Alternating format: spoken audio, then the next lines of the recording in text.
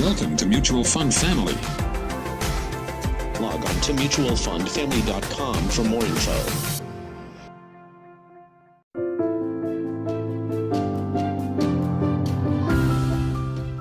It's been a volatile few days in the equity markets, and we thought this was a good time to put out our message on what's been happening in the markets. Gains in equities do not accrue in a linear fashion. In the long term, the stock market is a slave to earnings. But in the short term, it resembles the outcomes of a voting machine more than it does a weighing machine, which is calibrated for consistency. Economic cycles, evolving and changing business conditions, combined with the emotions of greed and fear, create sharp moves in both directions in the market, and the recent days are a cruel reminder of that. In February and March this year, the sharp drop was said to be caused by the imposition of long-term capital gains tax, worries about earnings, and global weakness in equity markets. In recent days, we hear that the reasons for the fall include worries about emerging financial fragilities in India, rising oil, and a falling currency. But remember this, the market never speaks. So everything that you read about why it went up or down is merely that person's interpretation of events. It may say more about them than it does about the market. The markets are influenced by multiple factors and millions of market participants. Our oil and dollar dependence accentuates our growth cycles. Our growth will require even more energy going ahead. The way to overcome this is to export goods and services that the world needs to meet our requirements of dollars for importing oil. No doubt, a sustained high oil price will have a negative impact on the economy. But as our own historical data tells us, we are the biggest beneficiaries of remittances from Indians who work overseas. More than 60% of these remittances come from Indian citizens working in oil-driven economies, thereby providing an offset. None of this takes away from the imperative that we raise our competitiveness as a global supplier of goods and services. The Make in India program and the steps to enhance ease of doing business are designed to address these structural issues, but it will take time. Meanwhile, keep in mind that factors such as oil can be cyclical and can cut both ways. The NBFC sector has experienced significant growth in recent years, benefiting from easy liquidity in wholesale markets and reduced competition as banks vacated some markets. The defaults at IL&FS and comments by the RBI on NBFC's market access and ALM has raised the specter of refinancing risk for NBFCs. This constitutes a significant change in the environment and is likely to cause a sharp change of trajectory in the growth of lending by NBFCs. The potential asset-liability maturity mismatch is now at the forefront.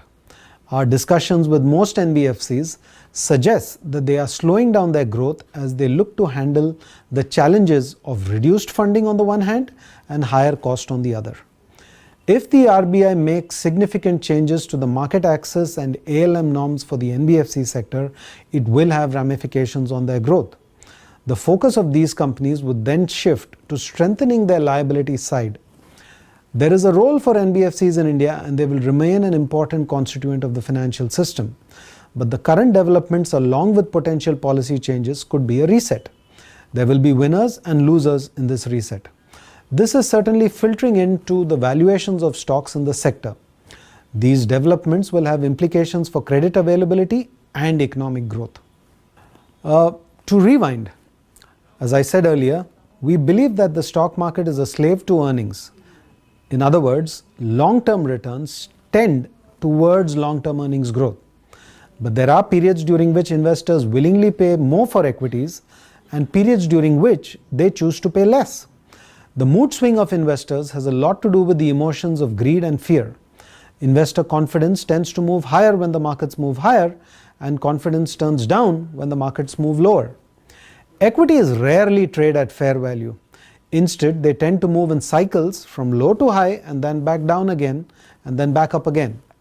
We can't predict when or why it happens, but history tells us that we should expect and prepare for this. So what can we say about the market at this time?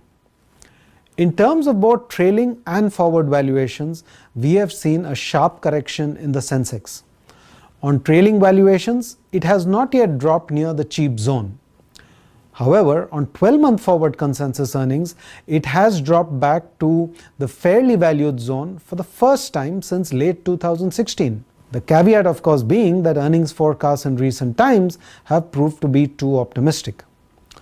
The Nifty Midcap Index has fallen sharper than the Nifty, thereby reducing the PE premium of the midcaps to the Nifty to about 7%. Remember that this premium had climbed to as high as 25% at the start of this year. From the 52-week high, the Sensex has dropped nearly 12% and the BSE 500 index has dropped nearly 14%. Large cap stocks have done much better than the Nifty. The Midcap 100 index dropping 26% and the BSE Small Cap index dropping nearly 33%. If you look at the companies in the BSE 500, 128 companies have fallen more than 50% from their 52-week high, and 254 companies have fallen between 25 and 50%. Looking at the extent of this damage, we think it is very likely that some good businesses may have been trampled upon along with their poorer or weaker cousins. So even as fear has increased a few notches, the data tells us that opportunities are emerging. The sell-off in recent weeks, as nerve-wracking as it has been for investors, is not out of sync with the historical volatility of the markets. Forward valuations are now in the upper reaches of the fairly valued zone. Not yet cheap, but not expensive either. The market is throwing a tantrum. Euphoria and tantrums create the oscillations that we see in valuations. An investor following an SIP approach should not fear this. The underlying principle of the SIP is to invest at all valuations, thereby dampening the impact of valuations over time. Equities are a volatile asset class with attractive long-term returns. In order to ride out the market tantrums, investors should incorporate valuations into their asset allocation strategy based on their individual financial goals. Thank you.